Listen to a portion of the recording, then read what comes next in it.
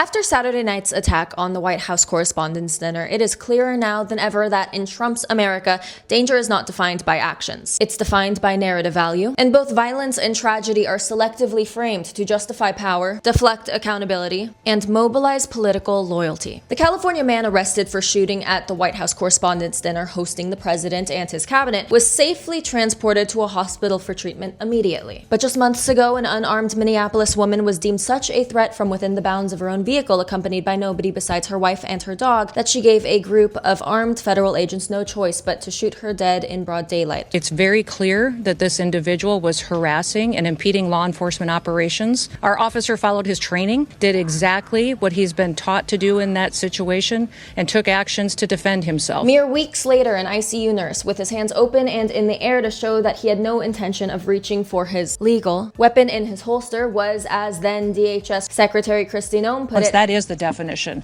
of domestic terrorism. And therefore deserved to be tackled by 9 agents and then gunned down by 2 different men, a Border Patrol agent and a CBP officer, who together fired 10 shots at him point blank in the street. Video evidence suggests that neither Preddy nor Good posed any threat to the federal agent's safety. They were grossly outnumbered in both strength and weaponry, but despite that, they both lost their lives those days. During Saturday night's press conference, Trump clearly withheld. He even said so, directing reporters' questions to the investigation as it develops. Well, you never know. Now, we'll be able to tell you that maybe by tomorrow or the next day. You know, he's in custody. But I think you're going to find everything about him. No reason to talk about it now. And within minutes, what was initially a traumatizing evening for attendees, and presumably in any normal decade, the rest of the country, became a campaign for Trump's $400 million White House ballroom. And I didn't want to say this, but this is why we have to have all of the attributes of what we're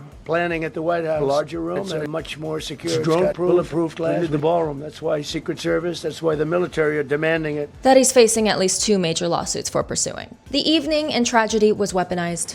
They've wanted the ballroom for 150 years for lots of different reasons, but today's a little bit different. The White House wasted no time skipping over the consoling the nation part of the strong leader playbook and went straight to, how can I get what I want out of this? And the same goes for the murders of Preddy and Good, before any investigation and in place of accountability. Let our ICE patriots do their job. Now, nobody is denying Trump his safety. He has a Secret Service and he can host events at the White House in existing spaces. He does host events in Mar-a-Lago. But private investors donating to create a space that would do nothing for the country, his constituents that is, and only host parties for rich and powerful elites, up to 999 of them to be exact, is a different story. For the Trump administration, the goal is always, how can I use this to my advantage, even when the lives of others are on the line? Because there is nothing more powerful than an army of people angered by injustice, especially when it's televised. Take Charlie Kirk's death. He was an internet personality. He certainly was not an elected official or a legendary civil rights figure, yet flags at the Capitol and across the nation were lowered to half staff. But when Minnesota Speaker of the House Melissa Hortman, a sitting lawmaker, and her husband were assassinated, there was silence. To lower the flags to half staff when Melissa Hortman, the Minnesota House Speaker, was gunned down by an assassin as well? I'm not familiar. The Minnesota House Speaker, a Democrat, who was assassinated this summer. The Trump administration applies the label of threat selectively, not based on the actual danger or even how horrifying the threat, but on political usefulness, and then weaponizes both the violence and victimhood to consolidate power. And this weekend was another example of that.